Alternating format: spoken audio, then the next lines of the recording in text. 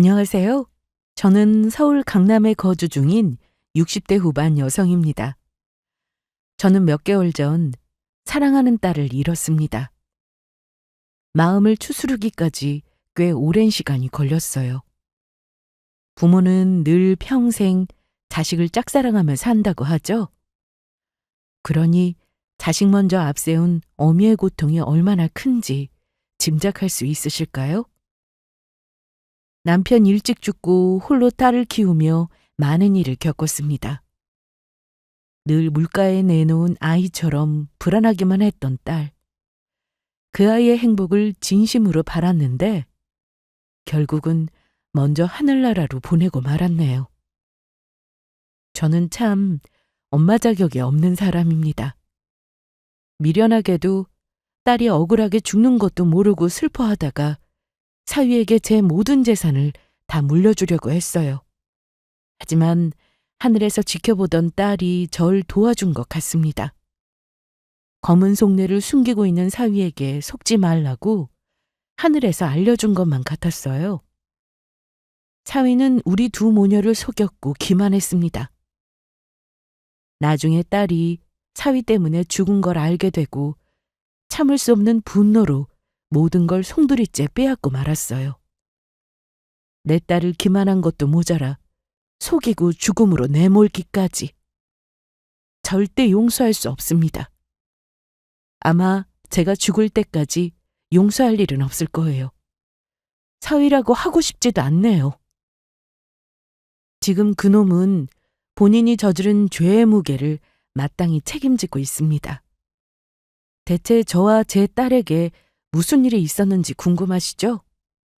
여러분께 그때의 이야기를 생생하게 들려드리겠습니다. 부모 누구에게나 자식은 그저 소중하고 귀하기만 합니다. 부모에게 자식은 언제나 어린아이와도 같죠. 우리 딸은 참 순수하고 마음이 맑은 아이였습니다. 제가 그렇게 키우고자 부단히 애썼으니까요. 때 한 번 안 탄 순수한 양처럼 그렇게 키웠습니다. 젊은 시절 사고로 남편을 일찍 잃고 저 혼자 딸을 키우며 살아갔어요.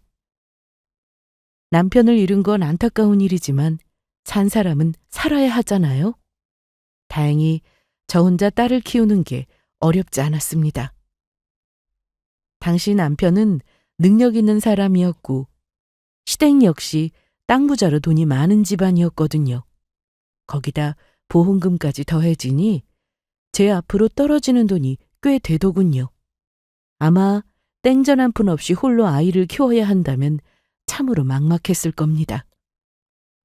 제가 원하는 대로 그저 순수하게 아이를 지켜주며 키우기 쉽지 않았을 거예요. 그러나 저는 아이가 원하는 건 뭐든 지원해 줄 수 있는 돈이 있었고 그 돈으로 그 아이를 지키기 위해 노력했습니다. 먼저 간 남편이 하늘에서 잘 지켜볼 수 있도록 최선을 다해서 딸을 키웠어요. 아빠의 빈자리가 조금도 느껴지지 않도록 제가 더 몇 배로 노력했습니다. 시부모님께서는 매달 500만 원씩 아이 키우는 데 보태라며 생활비를 보내주셨어요. 그리고 두 분이 돌아가신 뒤 제 앞으로 건물 한 채와 땅을 남겨주셨습니다. 특별히 일을 하며 돈을 벌지 않아도 되니까 그 시간은 온전히 아이에게 쓸 수 있었어요. 참 감사한 일이죠. 여자 혼자 아이 키우는 게 보통 일 아니잖아요. 돈 걱정 없이 그저 아이만 잘 키울 수 있게 여건이 좋아서 가능했던 일인 것 같아요. 그 덕에 제 딸은 정말 사랑이 많고 밝은 아이로 잘 자랐습니다. 마음이 어찌나 맑고 예쁜지 어려운 사람은 그냥 지나치는 법이 없었고 나서서 봉사도 다니며 베풀고 살았어요. 남편 머리를 닮아 공부도 꽤 잘했습니다. 저는 아이가 어떤 대학에 가고 어떤 직업을 갖는 게 그리 중요하지 않았어요. 그저 본인이 선택한 일에 만족해하며 건강하고 행복하게 살았으면 했습니다. 그래서 공부에 대한 강요를 일절 하지 않았는데 저 스스로 공부하고 노력하더니 떡하니 서울대 합격증을 가져오지 뭐예요? 먼저 죽은 남편도 서울대 출신입니다. 아빠처럼 같은 대학에서 공부하고 싶다는 꿈을 품고 열심히 공부했다고 하더군요. 그렇게나마 아빠가 누비던 대학을 거닐며 아빠를 기억하고 싶었구나 싶은 게 마음 아팠지만 아이가 원하던 꿈을 이룬 것에 기특해하며 앞으로의 날들도 열심히 응원해줬습니다. 내 딸 주변에는 악한 것 하나 없이 늘 좋은 것들만 가득했으면 싶었는데 그렇게 간절히 기도했는데 하나님은 제 기도를 들어주지 않으셨어요. 왜냐고요?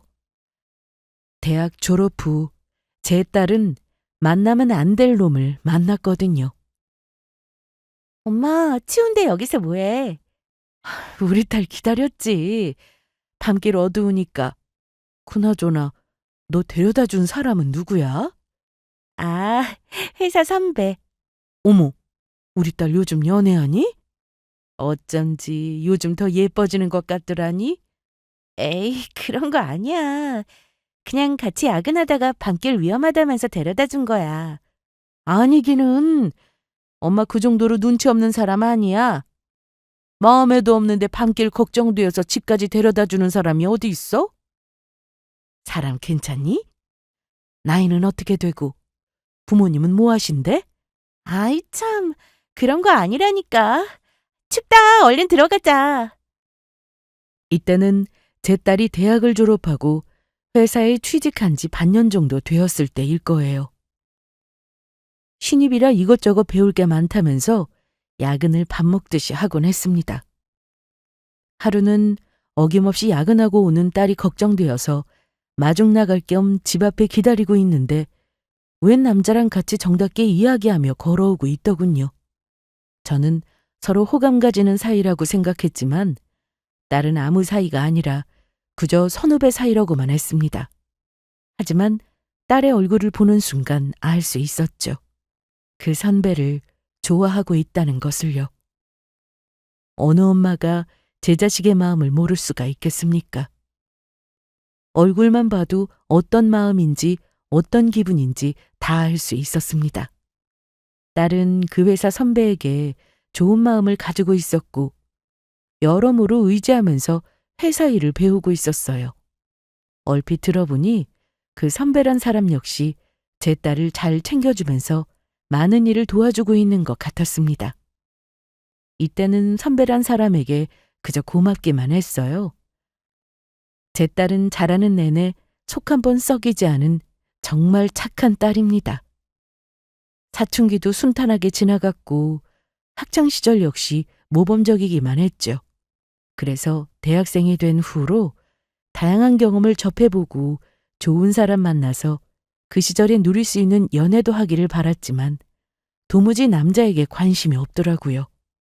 그래서 언제 좋은 사람 만나 연애하려나 은근히 기다렸는데 드디어 회사 선배와 첫 연애를 시작하겠구나 싶었습니다.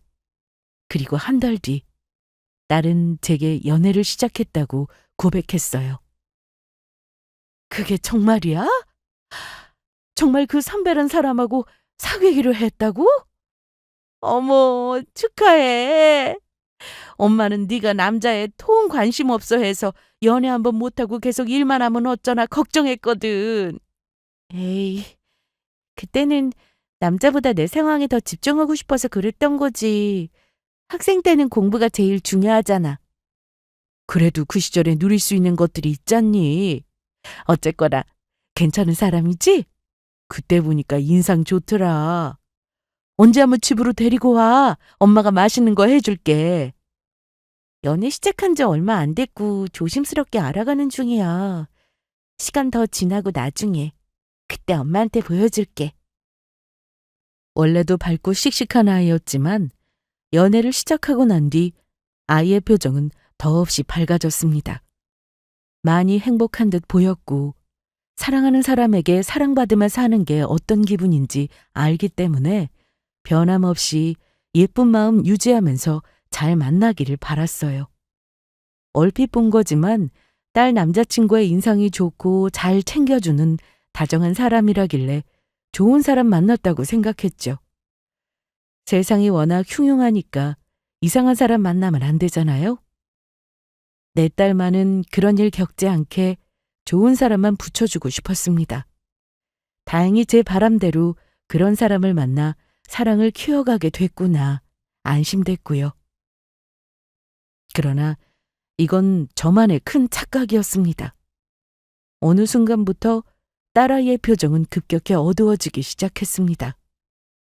웃음기 많던 얼굴은 언제 그랬냐는 듯 굳어 있었고 뭔가 쫓기는 사람처럼 늘 불안해했어요. 딸의 방을 청소할 때면 바닥에 수북이 빠져 있는 머리카락도 문제였습니다. 처음에는 일이 많아서 스트레스 받아 머리가 빠지나 싶었는데 점차 조금 빠지는 수준을 넘어서더라고요. 심지어 새벽에 몰래 우는 소리도 들리고 남자친구를 만나러 나갈 때면 전혀 행복해 보이지 않았습니다. 마치 무슨 도살장에 끌려가는 소 마냥 아이의 표정은 점점 죽어갔어요. 연애하다 보면 마냥 좋은 일만 있을 수는 없는 법입니다. 저도 연애해 본 사람으로서 왜 모르겠어요. 마냥 잘 지내면 좋겠지만 가끔 뜻이 안 맞아서 서로 싸울 때도 있잖아요. 딸이 울 때면 남자친구랑 싸워서 속상한가 보다 생각했습니다. 둘의 문제인데 엄마인 제가 개입하는 게 쉽지 않았어요. 어린애도 아니고 다 큰 성인인데 제가 일일이 끼어들기 힘들잖아요. 그래서 혼자 딸아이를 걱정하며 살펴봤습니다. 그러다 점점 아이가 우는 날이 많아졌고 방에서 잘 나오지도 않더군요. 사람 좋아하고 활발하던 아이가 무슨 일인지 마음의 문을 닫고 스스로 만든 감옥 안에서 나오지 않는 느낌이었어요. 우는 날도 많아지고 방에 틀어박혀 나오지도 않고 밥 한 술, 물 한 모금 먹지 않고 내리 잠만 자는 모습이 이상했습니다. 결정적으로 잘 다니던 회사까지 그만뒀더라고요. 딸, 출근하네? 일어나서 준비해야지. 알아서 잘 일어나던 애가 일 때문에 피곤해서 그런가. 늦었어. 얼른 일어나. 이러다 지각한다니까. 나 회사 안 가니까 그냥 나가. 회사를 안 가다니? 그게 무슨 말이야? 그만뒀어. 뭐? 아니, 잘 다니던 회사를 왜 그만둬? 그것도 엄마한테 말 한마디 없이? 내가 그런 것까지 말해야 해? 너 회사에서 무슨 일 있었니? 그런 거야? 엄마한테 말해봐. 무슨 일 때문에 그만둔 건데. 아, 몰라. 그냥 나 좀 내버려 두라고. 생전 처음 보는 딸의 모습이었습니다. 저한테 한 번도 소리친 적 없었고 짜증 한 번 부린 적 없던 착한 딸이었어요. 그런 딸이 제게 소리치며 방 밖으로 절 밀쳤습니다. 거기다 말도 없이 회사를 그만둔 것도 충격이었어요. 뭐든 제게 조언을 구하고 상의하곤 했는데 갑자기 마음대로 회사를 관둔 게 이상하더라고요. 딸이 갑자기 달라진 것도 그렇고 뭔가 내가 모르는 일이 있었구나 싶었습니다. 딸은 점차 자신을 놓아가고 있었고 이렇게 두면 도저히 안 되겠다는 불안감이 앞섰습니다. 그래서 방에 들어가 조심스럽게 무슨 일인지 물었어요. 저녁 차렸는데 엄마랑 같이 밥 먹을까? 너 좋아하는 갈비찜 했어. 생각 없어. 그러지 말고 엄마랑 같이 먹자. 우리 딸 엄마가 해준 갈비찜 좋아하잖아. 글쎄 생각 없다니까. 엄마는 요즘 뭐가 뭔지 하나도 모르겠어. 갑자기 네가 왜 이러는지 정말 모르겠단 말이야. 너 무슨 일이 있는 거 맞지? 그러지 않고서야 갑자기 회사를 관둔다는 게 말이나 돼? 무슨 일이 있었던 건지 엄마한테 말해줄래? 혼자 끙끙거린다고 해결되는 거 아니잖아. 엄마가 뭐든 도와줄 테니까 우리 이야기 좀 하자. 응? 늘 그랬던 것처럼 딸과 대화로 문제가 뭔지 알아가고 싶었습니다. 같이 상의하면서 제가 도와줄 수 있는 건 뭐든 도와주고 싶은 마음이었죠. 그러나 딸은 어떠한 말도 하기를 거부했고 그저 혼자 있고 싶어 했습니다. 딸은 점점 더 이상해져만 갔고 저는 그런 딸의 행동에 영문을 몰라 답답해 미칠 지경이었죠. 어느 날부터 딸은 제가 방에 들어오는 것조차 싫어했습니다. 그래서 자꾸만 문을 잠갔고 아예 저를 차단해버렸죠. 제 마음은 점점 더 불안해지기 시작했어요. 대체 무슨 일 때문에 애가 이러는 걸까 답답하기만 했습니다. 그래도 한편으로는 다행이다 싶은 게 딸아이의 남자친구였어요. 저와 소통하는 건 싫어해도 남자친구와는 꾸준히 연락하면서 가끔 집 앞에 나가 만나는 것 같더라고요. 물론 서운한 마음도 있었습니다. 엄마인 나보다 남자친구를 더 의지하는 것 같아서 서운하기도 했어요. 그러나 그런 남자친구라도 없었으면 저 혼자 얼마나 힘들까 싶은 게 다행이다 싶었습니다. 제게 무슨 일이 있었는지 털어놓는 건 아니지만 그래도 남자친구에게만큼은 다 이야기하면서 위로받고 있다고 생각했어요. 그러던 어느 날이었습니다. 딸은 하면 안 되는 선택을 하고 말았어요. 저 몰래 처방받은 수면제를 다량으로 복용한 것입니다. 하루는 꿈에 생전 안 나오던 남편이 나온 게 이상하더라고요. 방에 꼼짝도 안 하고 있는 딸이 걱정되기도 해서 강제라도 문을 열고 들어가야겠다고 생각했습니다. 그렇게 열쇠를 잠겨진 문을 열고 들어갔더니 세상에 딸이 바닥에 쓰러져 있었어요. 옆에는 수면제가 떨어져 있었고요. 심장이 철렁 내려앉는 것 같았습니다. 아니, 내려앉다 못해 순간 멈춘 것만 같았어요. 떨리는 손으로 아이를 흔들어 깨웠습니다. 울며 불며 119에 신고했고 무슨 정신으로 병원까지 옮겼는지 몰라요.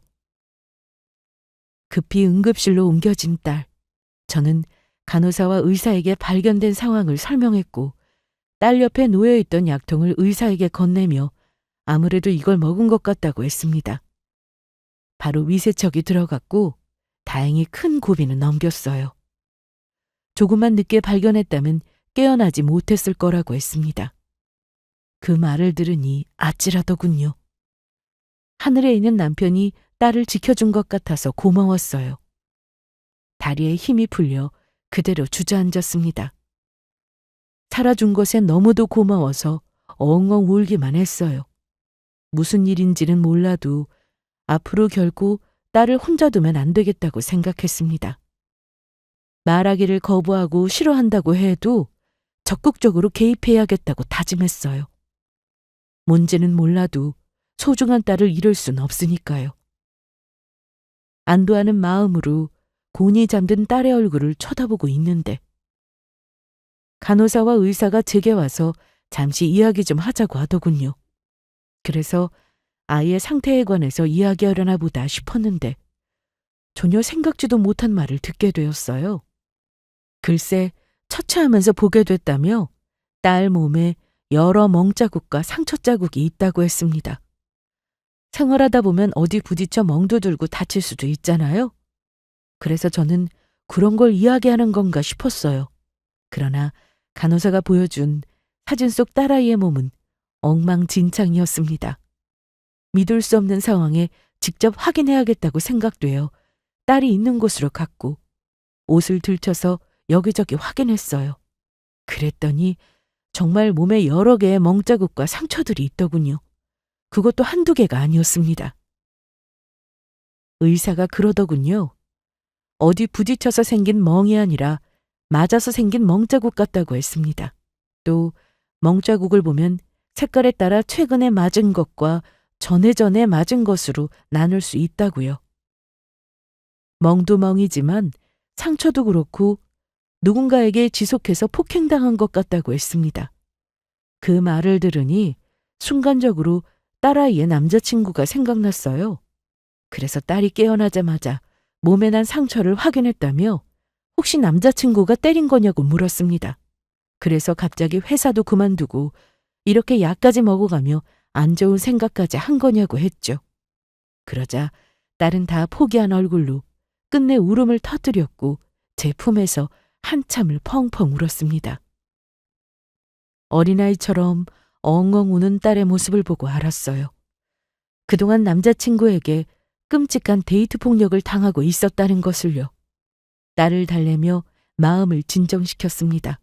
그리고 그제서야 그동안 제가 몰랐던 이야기를 들을 수 있었어요.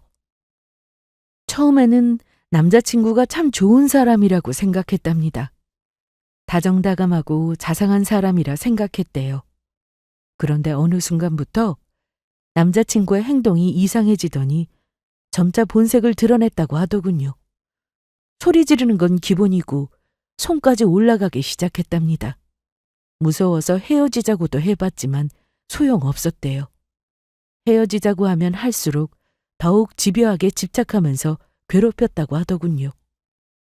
얼굴 보는 것도 목소리를 듣는 것도 싫지만 그냥 한 공간에 같이 있는 게 소름 끼쳐서 회사를 그만둔 거라고 했습니다. 그러나 집 앞까지 찾아오는 건 어떻게 막지 못했대요. 최악인 건 그 나쁜 놈이 만나주지 않으면 저를 죽이겠다고 협박까지 했답니다. 더 이상 만나고 싶지 않았지만 혹시라도 저한테 못된 짓 할까봐 겁이 난 딸은 어쩔 수 없이 그놈이 부르면 얼굴 보러 나가야만 했어요. 소름 끼치는 건 얼굴은 다 드러나는 곳이니까 드러나지 않는 몸 부위 쪽만 집중적으로 때렸다고 하더군요. 그 말을 듣는데 억장이 다 무너져 내리는 것 같았습니다. 그동안 이런 끔찍한 일을 혼자 감당했을 딸을 생각하니 마음이 너무 아프더라고요. 저는 당장 경찰에 신고하자고 했습니다. 증거는 차고 넘치니까 신고부터 하자고 했죠. 그러나 딸은 신고해도 그때뿐일 거라고 했습니다. 너무 무섭다면서 그냥 해외에 나가 살면 안 되냐고 하더군요.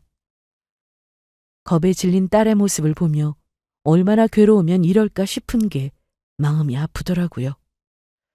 그래서 걱정하지 말라고 엄마가 다 책임지겠다며 딸을 진정시켰습니다.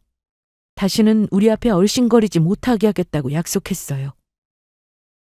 그날 이후 증거란 증거는 있는 대로 모아서 그놈을 신고했습니다. 다행히 CCTV 증거도 확보할 수 있었어요. 우리나라는 참 좋은 게 뭔 줄 아세요? 돈만 있으면 못할 게 없다는 겁니다.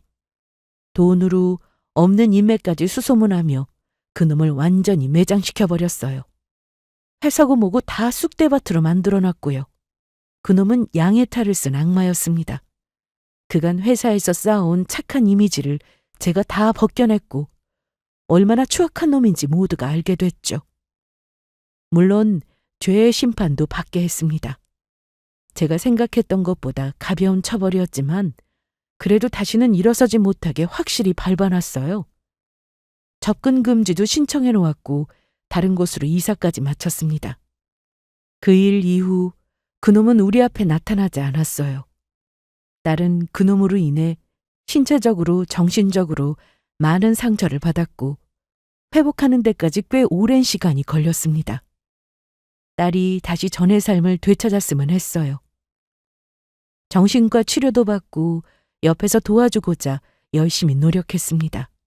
그러나 보통 사람처럼 살아가는 게 쉽지 않더라고요. 그놈 때문에 대인기피증까지 앓게 됐고 그걸 치료하고자 사람들과의 교류를 조금씩 시작했어요. 그러던 중에 평소 좋아했던 봉사 모임에 관심을 갖게 됐고 저랑 같이 유기견 봉사에 참여했습니다. 그러다 거기서 한 청년을 만났어요. 안녕. 넌 이름이 뭐니? 예쁘게 생겼다. 이 친구 이름은 제리예요. 예쁘죠? 네, 예쁘네요. 한번 안아보실래요? 이 녀석이 생긴 것만큼이나 마음도 예뻐요. 어찌나 순한지. 잘 웃는 얼굴과 서글서글한 성격. 같이 이야기하면 기분 좋아지는 청년이었습니다. 낯가림이 없는지 저와 딸에게 편히 말도 걸어주면서 잘 챙겨줬어요. 딸은 처음에 어려워하며 경계했지만 어느 정도 시간이 지나자 그 청년과 말도 주고받으며 편한 모습을 보이더군요. 저는 조금씩 나아지고 있는 딸의 모습에 흐뭇하기만 했습니다. 그리고 나중에 시간이 더 흘러서 딸은 그 청년에게 마음을 완전히 열게 됐어요. 그 청년은 우리 딸을 마음에 들어 하고 있었고 잘 보이고자 마음을 다해 다가왔습니다. 딸은 부담스러워 하다가도 그런 청년의 마음을 싫어하지 않았고요. 어느새 둘은 예쁜 커플이 되어 있었고 저는 그 청년에게 고마운 마음이 컸습니다. 평생 상처를 안고 살아가면 어쩌나 남들처럼 좋은 사람 만나 결혼도 못 해보고 홀로 외롭게 살다 죽으면 어쩌나 걱정됐는데 이 청년 덕분에 딸의 상태가 많이 좋아졌거든요. 사랑의 힘이 참 위대하다는 걸 이때 몸소 느낄 수 있었습니다. 저는 둘의 만남을 적극적으로 지지하며 응원했어요. 그리고 마침내 딸은 전과 같은 삶을 되찾았습니다. 다시 일자리를 구해 사회생활도 시작했죠. 얼마 후 딸은 행복해하는 얼굴로 프로포즈를 받았다며 수줍게 고백했습니다. 저는 진심으로 축하해 줬어요. 본인도 그놈에게 받은 상처 때문에 새로운 사람을 만나는 게 두려웠고 가능할 거라 생각은 못했답니다. 그러나 그런 마음을 녹여준 게 바로 지금의 남자친구라고 하더군요. 딸은 그 사람이라면 평생 믿고 함께할 수 있을 것 같다고 했습니다. 그렇게 둘은 결혼했고 저는 지원을 아끼지 않았어요. 결혼식 비용부터 신혼집까지 모든 걸 제가 다 부담했습니다. 사위 차도 좋은 거로 바꿔줬고요. 사위에게 고마운 마음을 돈으로밖에 표현할 방법이 없더군요. 이서방, 정말 고맙네. 내가 자네한테 진 빚을 어떻게 갚아야 할지. 빚이라뇨? 그게 무슨 말씀이세요, 장모님? 자네가 아니었다면 내 딸은 지금까지도 고통 속에서 살아가고 있을지도 몰라. 이렇게 웃고 전처럼 돌아갈 수 있었던 건 모두 자네 덕일세. 그러니 당연히 고마워해야지. 앞으로 필요한 거 있으면 어려워하지 말고 뭐든 말하게. 자네 일이라면 내가 뭐든 도와줄 테니. 말씀만 들어도 든든합니다. 앞으로 저만 믿으세요. 우리 장모님의 귀한 딸, 제가 꼭 행복하게 해주겠습니다.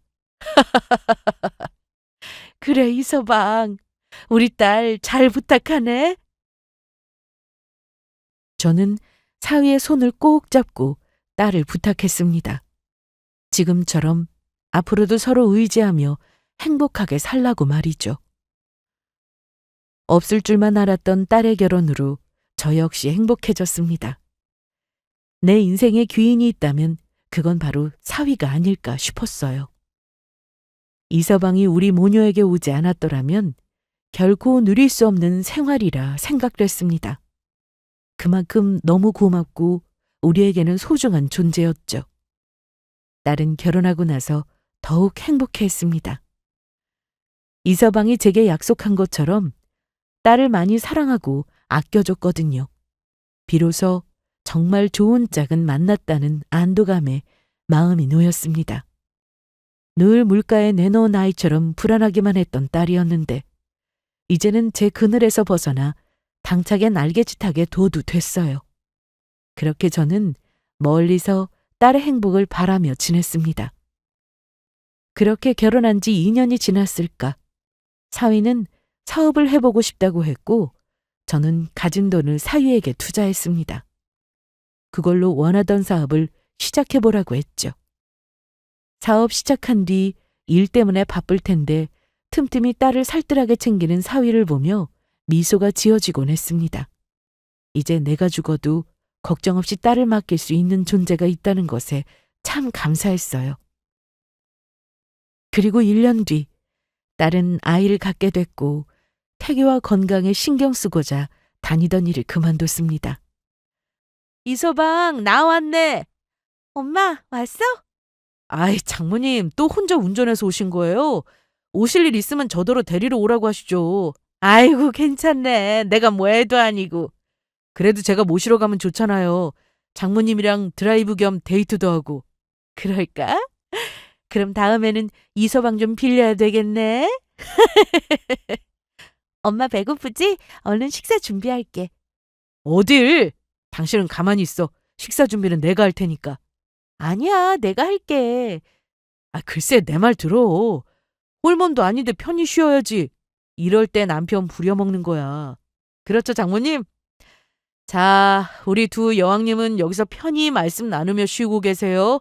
제가 얼른 식사 준비 마치겠습니다. 사위는 우리 딸을 끔찍이도 생각해주곤 했습니다. 저한테 잘하는 건 기본이고 딸을 공주 대접해주면서 아껴줬어요. 딸은 임신하기 전에도 그랬지만 임신하고 나서 더 집안일을 못하게 하고 남편이 다 하려고 한다면서 행복하다는 듯 웃었습니다. 그 모습이 참 보기 좋더군요. 우리 딸 결혼 한번 잘했다 라는 생각이 들 만큼이요. 마냥 이렇게 행복하게만 살기를 바랐습니다. 내 행복을 빌어서라도 딸아이만 행복하기를 바랐어요. 사위의 사업은 날이 갈수록 잘 풀렸습니다. 딸이 원하는 대로 잘 흘러갔고 나중에는 건강한 아이를 낳아 지금처럼 행복하게 웃으며 살기를 바랐어요. 이게 욕심일 줄은 몰랐는데 제가 참 큰 걸 바랬나 봅니다. 남들에게는 쉽고 당연한 일이 제 딸에게는 어렵기만 했어요. 대체 그 아이가 무슨 잘못을 저질렀기에 신이 이리 가혹하게 구는지 원망스러웠습니다. 아직도 그때의 일은 떠올리고 싶지 않네요. 평화로운 줄만 알았던 제 삶에 한 통의 전화로 비극적인 소식을 듣게 되었습니다. 장모님 큰일 났어요. 소라가 글쎄. 이보게 이서방, 자네 왜 그러나? 무슨 일 있나? 아니 소라한테 무슨 일이라도 생긴 거야? 울지만 말고 똑바로 말해봐. 소라가 죽었어요. 뭐라고? 사위에게 걸려온 한 통의 전화. 수화기 너머로 구슬프게 오는 사위의 목소리. 듣고도 믿을 수 없는 이야기였습니다. 내 딸이 죽었다니. 신발도 제대로 신지 못하고 반 정신 나간 상태로 부랴부랴 병원으로 향했어요. 그리고 그곳에서 차갑게 쉬고 있는 딸아이를 보게 됐습니다. 아닐 거라고. 제발 아니기를 바랐어요. 뭔가 잘못된 거다. 이서방이 착각한 거라 애써 마음을 다독였습니다. 그러나 정말 아무리 이름을 부르고 흔들어 깨워도 딸은 일어나지 않더군요. 따뜻했던 온기는 온데간데 없이 사라졌고 두 눈을 감은 채 딸은 고요하게 누워 있었어요. 정말 내 딸이 죽었구나. 의사의 사망 선고를 듣고 나니 실감이 났습니다. 며칠 전까지만 해도 저를 보며 환하게 웃어주던 아이였는데 갑자기 왜 이렇게 된 건지 혼란스럽기만 했어요. 인정하고 싶지 않지만 딸의 죽음을 받아들여야만 했습니다. 사위는 마음 아프지만 우리가 정성스럽게 잘 보내줘야 한다고 했어요. 저처럼 정신없을 텐데 나서서 장례 준비를 시작하더군요. 그리고 뒤늦게 딸이 어쩌다 죽게 됐는지 그 이유를 들을 수 있었습니다. 남들이 그러더군요. 가엾게도 우리 애는 운이 없다고. 간식 챙겨주려고 남편 회사에 갔다가 집에 돌아오는 길에 차 사고가 났습니다. 정확한 사고 원인이 무엇인지 확인해 봐야 하지만 아무래도 졸음운전인 것 같다고 하더군요. 임신한 상태라 시도 때도 없이 졸리다고 했거든요. 이제 겨우 행복해졌는데 뱃속에 있는 아이를 낳고 이서방과 행복하게 살아갈 날만 남았는데 먼저 간 딸이 너무도 가여웠습니다. 모든 게 제 잘못인 것만 같았어요. 내가 운이 없게 낳아준 것 같아서 스스로를 자책하고 또 미워했습니다. 내가 운이 많은 아이로 잘 낳아줬더라면 지금쯤 살아있었을까 하는 상상도 해봤어요. 딸의 빈손은 모든 준비를 마쳤고 하나둘 조문객이 찾아왔습니다. 모두 이렇게 갑자기 갈 수 있냐며 저와 같은 마음으로 안타까워했어요. 딸을 잃은 슬픔에 서 있을 힘도 없을 정도로 지쳐 있었지만 딸을 생각하며 와주신 분들께 감사한 마음이 들었습니다. 와주신 모든 분들께 온 마음을 다해 감사함을 전했어요. 그러던 중 한 젊은 여자가 들어왔습니다. 얼핏 딸과 또래인 것 같아서 친구 중에 한 명인가 생각했어요. 그런데 알고 보니 사위가 운영하는 회사의 직원이라고 하더군요. 와줘서 고맙다는 말을 전하자 따뜻하게 제 손을 잡고 도울 일 있으면 뭐든 하겠다며 위로의 말을 건넸습니다.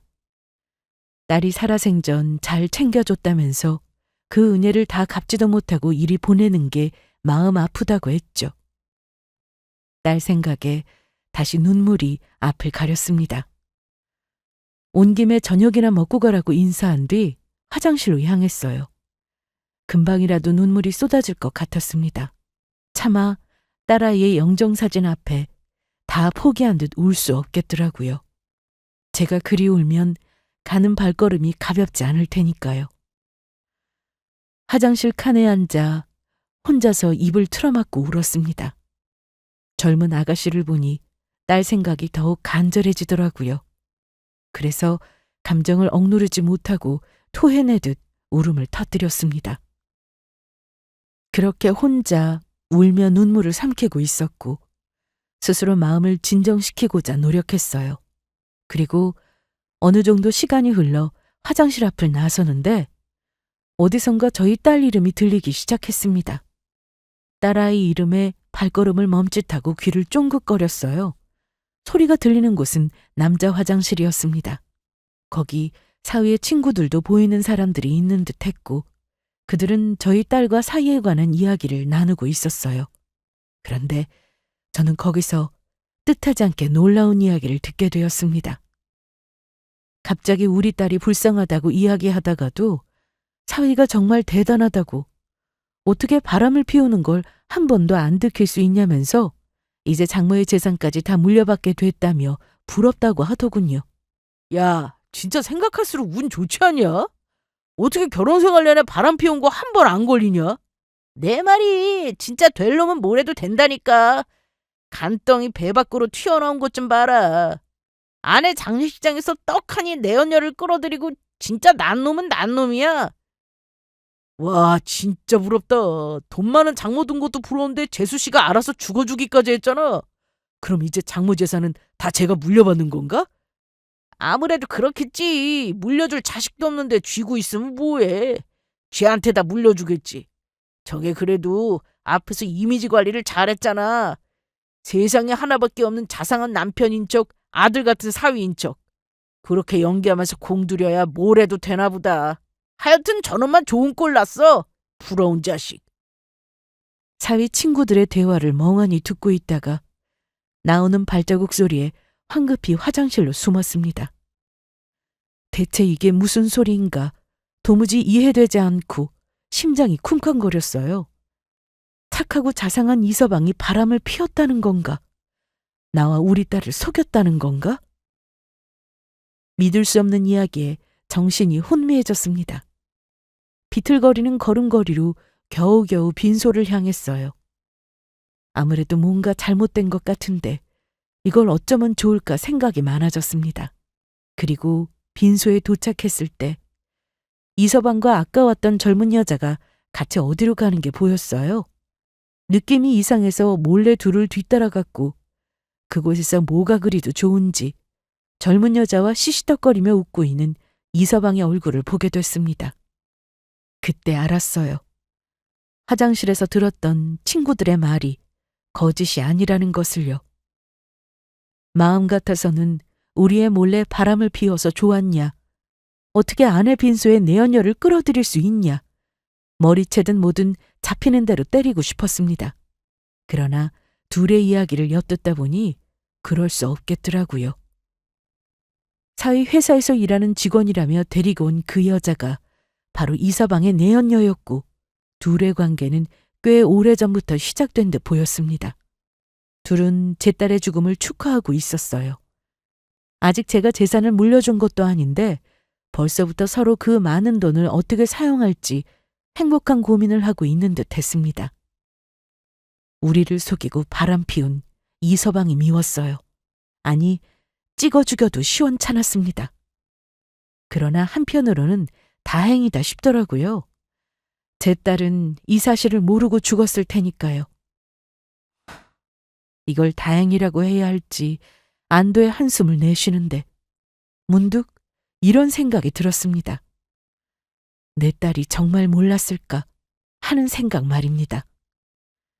여자의 촉은 무시 못해요. 더군다나 눈치가 빠른 아이입니다.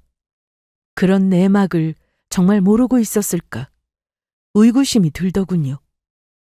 갑자기 그 밤에 회사를 이서방 간식 챙겨준다고 회사로 찾아간 것도 그렇고 조심해서 운전하던 아이가 졸음운전으로 죽었다는 것도 의심스러웠습니다.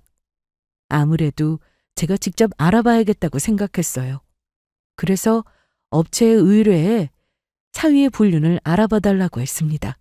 그리고 보름 정도 지났을 때 사위가 그 젊은 여자랑 여기저기 흥청망청 놀러 다니는 사진을 받아볼 수 있었어요. 우리 애가 죽은 지 얼마나 됐다고 벌써부터 희희낙낙 제 세상인 듯 행복하게 살더군요. 하긴 장례식장에 내연녀 오게 한 거 보면 뻔하죠. 업체에서 조사한 걸 살펴보니 둘은 2년 전부터 내연관계에 있었습니다. 심지어 최근에는 그 젊은 여자가 임신을 한 것 같더군요. 둘이 산부인과에서 나오는 사진이 있는 거 보면 말입니다. 저는 현장에서 발견된 딸아이의 핸드폰도 싹 복구시켰습니다. 제가 모르는 뭔가가 나올 거라 생각했어요. 아니나 다를까. 딸의 핸드폰을 확인한 순간 심장이 땅으로 떨어져 나갔습니다. 핸드폰 사진첩에서 사위와 젊은 여자가 서로 정답게 안고 있는 모습이 찍혀 있더군요. 사진 찍은 날짜를 보니 우리 애가 죽기 며칠 전이었습니다. 이서방에게 여자가 있다는 걸 알고 있었던 거였어요. 다시 한번 정확하게 확인하고자 그 밤에 간식 핑계로 이서방 회사로 갔던 거고요. 그리고 며칠 후 저는 또 다른 결정적인 증거를 손에 넣었습니다. 손상된 블랙박스 메모리 카드를 어렵게 복구했다고 했어요. 그런데 그 안에 이상한 게 찍혔다며 한번 확인해 봐야 할 것 같다고 했습니다. 떨리는 마음으로 경찰과 같이 살펴봤는데 밤에 운전하는 영상이 찍혀 있었고 딸이 슬프게 우는 목소리가 녹음되어 있더군요. 찢어지는 마음으로 살펴보는데 딸아이의 운전이 이상한 듯 보였어요. 아무리 밤이라고 해도 이 정도로 휘청거리면서 운전할 이유가 있나 싶었고 방금 전까지 흐느끼던 목소리가 들렸는데 졸음운전으로 핸들을 휘청거린다고 볼 수 없었습니다. 뭔가 싶어서 영상을 자세히 살펴봤더니 옆에 있던 차가 우리 아이의 차를 위협하는 것 같더라고요. 그리고 따라오지 말라며 울부짖는 딸아이의 목소리가 들렸습니다. 옆에 차가 위험하게 바짝 붙으면서 따라오니까 급하게 핸들을 옆으로 틀다가 중심을 잃고 사고가 난 것으로 보였습니다. 저는 대체 우리 아이를 따라온 저 차는 뭐냐고 했죠. 그러자 제 사위라고 하더군요. 사고가 제법 크게 나서 차는 거의 폐차해야 할 수준으로 망가져 있었습니다. 블랙박스로 크게 손상되어 있었고요. 하필이면 도로 주변으로 CCTV도 없어서 어떻게 사고가 일어난 건지 수사가 필요한 상황이었대요. 나중에 기적적으로 메모리 카드를 복구하면서 사건의 진실을 알 수 있었던 거죠. 사위가 그렇게 쫓아오지만 않았어도 우리 애는 죽지 않았을 겁니다. 어쩐지 사위가 집요하게 차는 언제 폐차하냐고 물어보더라고요. 혹시라도 본인에게 불리한 증거가 나올까 봐 그랬던 거였습니다. 저는 경찰과 함께 딸이 죽던 그날 밤 사위의 사무실 CCTV를 확인했어요. 각도가 애매해서 자칫하면 모를 수 있었는데 자세히 보니 어두운 사무실에서 이서방이 젊은 여직원과 애정행각을 벌이고 있었고 그걸 우리 딸이 목격한 것 같았습니다. 얼핏 사람 실루엣이 보였는데 우리 딸인 것 같았어요. 이서방은 당황한 얼굴로 급히 누군가를 뒤따라가는 게 보였고 이제서야 모든 퍼즐이 맞춰졌습니다. 본인의 추악함이 들킬까봐 무례해가며 딸을 쫓아갔던 거고 결국 죽음으로 내몰고 말았던 거예요. 우리 애를 죽인 건 졸음운전도 뭣도 아니었습니다. 이서방이 죽인 거였어요. 그러고도 뻔뻔하게 딸 장례식장에 그 내연녀를 데리고 오다니 절대 용서할 수 없었습니다. 경찰은 증거가 충분하니 즉시 체포하겠다고 했고 저는 경찰과 함께 사위가 있는 곳으로 향했습니다. 사무실에 도착하자마자 경찰이 살인죄로 사위를 체포했어요. 참 낯짝도 두껍더군요. 우리가 모든 영상을 다 확인했는데 아무것도 모른다는 표정으로 왜 이러냐면서 따졌습니다. 그러고는 제게 도와달라고 하더군요. 경찰이 증거 영상을 이야기했는데도 불구하고 무슨 오해가 있는 것 같다면서 말도 안 된다고 난동을 피웠어요. 그래서 저는 더 이상 참지 못하고 냅다 그놈의 뺨을 한 대 치고 말았습니다. 뭐? 오해? 내 딸 죽여놓고 감히 오해란 말을 입에 올려? 네가 죽여놓고 사고사로 위장해서 조용히 넘어가려고 했겠지? 그런데 이걸 어쩌나? 네 추악한 정체를 내가 다 알아버렸는데 너! 저 계집애랑 내연 관계잖아! 네? 아, 장모님, 그게 무슨 말씀이세요? 내연 관계라뇨? 더러운 그 입 안 닥쳐? 언제까지나 속일 수 있을 거라 생각했겠지만 틀렸어! 너희 둘이 서로 끌어안고 있는 거 내가 다 봤거든! 그날 장례식장에서도 그렇고 CCTV 영상에서도 그렇고 그뿐이야? 사람 시켜서 알아보니까 구린 데가 한두 가지가 아니더구만. 너 아주 악질 중에 악질이더라! 그동안 그 시커먼 속을 숨기고 감히 나와 내 딸을 기만해? 절대 용서 못해. 내가 너 무슨 수를 써서라도 다 망가뜨릴 거야! 나한테 충분히 그럴 능력 있는 거 잘 알지? 앞으로 기대해. 네 삶이 얼마나 처참해지는지 내가 꼭 보여줄 테니까! 자, 서에 가서 이야기하시죠. 아이, 잠깐만요. 이것 좀 놓으라니까. 장모님, 제 말 좀 들어보세요. 제가 다 해명할게요. 바람이 아니라 그냥 저게 먼저 저 꼬신 겁니다. 작정하고 달려드는데 남자인 제가 뭘 어쩌겠어요. 장모님, 제발 제 말 좀 들어주세요. 네? 경찰이 한심하다는 표정으로 사위를 끌고 나갔습니다. 사위는 끌려나가는 순간까지 제가 뭐라고 떠들어댔지만 다 쓸데없는 말들 뿐이었어요. 이제 사위라고 할 필요도 없네요. 그놈은 취조 끝에 빼도 박도 못할 증거로 자신이 저지른 죄를 인정했고 저는 투자했던 모든 돈을 다 회수했습니다. 마련해줬던 집이며 차며 제가 가져올 수 있는 것 전부 다 빼앗았어요. 그렇게 그놈을 알거지로 만들고야 말았습니다. 그리고 그놈은 죄의 심판을 받고 현재 복역 중이에요. 아, 그 내연녀는 어떻게 됐냐고요? 그건 역시 아주 처참히 짓밟아 놨습니다. 그놈의 아내가 제 딸이라는 걸 알면서도 뒤에서 모르는 척 기만한 건 똑같았으니까요. 도저히 두 년놈들을 용서할 수 없었습니다. 그래서 아주 사회에서 매장을 시켜버렸어요. 내연녀에게 받아낼 수 있는 돈이란 돈은 다 받아내고 쫓아냈습니다. 우리나라는 돈이 곧 권력이더군요. 제가 가진 돈으로 힘을 써서 꽤 곤란한 상황을 만들어줬어요. 아마 본인이 저지른 죄를 평생 후회하며 살아갈 겁니다. 딸을 잃은 슬픔에 아직도 힘든 순간들을 보내고 있지만 그래도 제 복수로 아이의 마음이 조금이나마 편해졌으리라 생각해요. 부디 그곳에서는 아무런 아픔 없이 편히 쉬었으면 좋겠습니다. 언젠가는 먼저 간 남편과 딸을 꼭 다시 만나고 싶네요. 그럼 지금까지 저의 긴 사연을 들어주셔서 감사합니다.